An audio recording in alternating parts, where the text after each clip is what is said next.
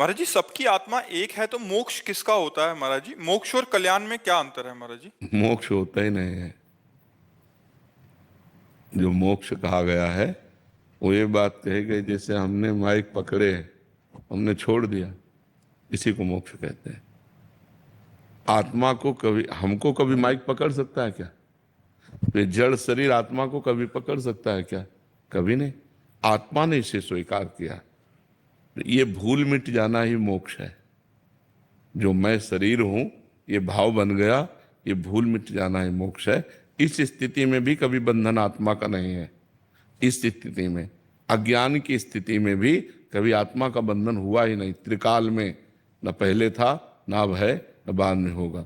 जब देखो गोस्वामी तुलसीदास जी लिख रहे हैं बड़ी सूक्ष्मता से, जड़ चेतन ही ग्रंथि पड़ गई।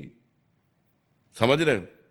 जड़ चेतन ही ग्रंथि पड़ गई, यद्यपि मृषा छूटत कठिनई।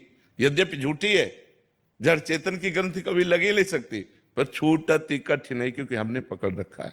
हमने मान लिया शरीर मैं हूं, हमने मान लिया हमारा परिवार है, हमने मान लिया मैं कर्ता भोगता हूं। अब बंध गए।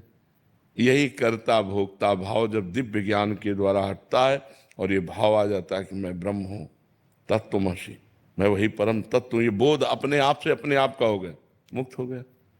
क्योंकि पहले भी मुक्त था, बाद में भी मुक्त रहेगा, बीच में भी मुक्त है। उसने पकड़ रखा, उसको किसी ने नहीं पकड़ रखा। कोई गांठ नहीं बंधी, पर छूटत कठिनाई, बिना साधना के छूट नहीं सकती है।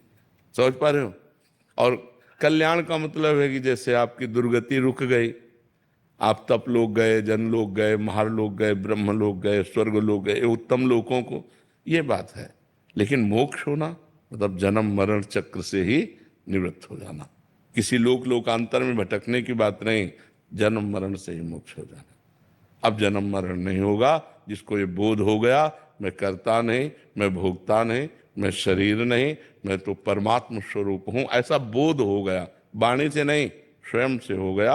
उसकी पहचान है कि उसे कभी मोह नहीं व्याप्त होगा, उसे कभी काम नहीं सताएगा, उसे कभी क्रोध नहीं आएगा, उसे कभी लोभ, ये सड विकार जित अनघ अकामा, कोई उसके अंदर कामना नहीं। वो निष्पाप महापुरुष परम पवित्र आत्मस्वरूप को जो प्राप्त हो गया वो दिव्य हो जाता है। समझ पा रहे हैं आप? जानवर गधे का उदाहरण दिया, उसको उसका मालिक बांध देता है। हाँ।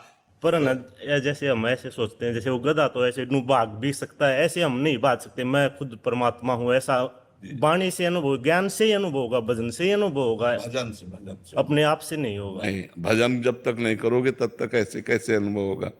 जैसे अभी आप ये जान लो हमसे कि आप शरीर नहीं हो, लेकिन आपको पीड़ा होगी तो महसूस होगा ना मेरे को रहे। आप दर्पण में देखोगे तो महसूस होगा ना मैं अपने को देख रहा हूं। क्योंकि ये बोध नहीं हुआ, ये वाणी से केवल हो गया। और जब बोध हो जाएगा तो आप कहोगे नहीं कि मैं ब्रह्म हूं, वो अनुभव होता रहेगा और सब दुख सुख समान भाव से सहते हुए जीवन यात्रा पूरी हो जाएगी। महाराज जैसे हम आपने बता रखा नाम जपते हुए सोना चाहिए, ऐसे मैं सोता हूँ पर न गृहस्थ जीवन में है अशुद्ध हो जाते हैं सोते। हाँ हाँ हाँ, तो नाम जब तो उस समय भी कर सकते हैं। तंद्रा में चलते हैं तो न अपने आप मंत्र सफुरित होने लगता है, इससे कोई अपराध तो नहीं लगता। जैसे जब अब होश में नहीं हो तो कोई बात नहीं है, होश में जब नहीं हो, पक्का कन्फर्म नहीं है, जैसे उसमें ऐसा लगता भी है। हाँ हाँ हाँ हाँ, कोई बात नहीं, उसमें कोई बात नहीं। हाँ उसमें कोई बात नहीं। होश में जब आओ तो राधा वल्लभ से हरिवंश, राधा राधा राधा राधा।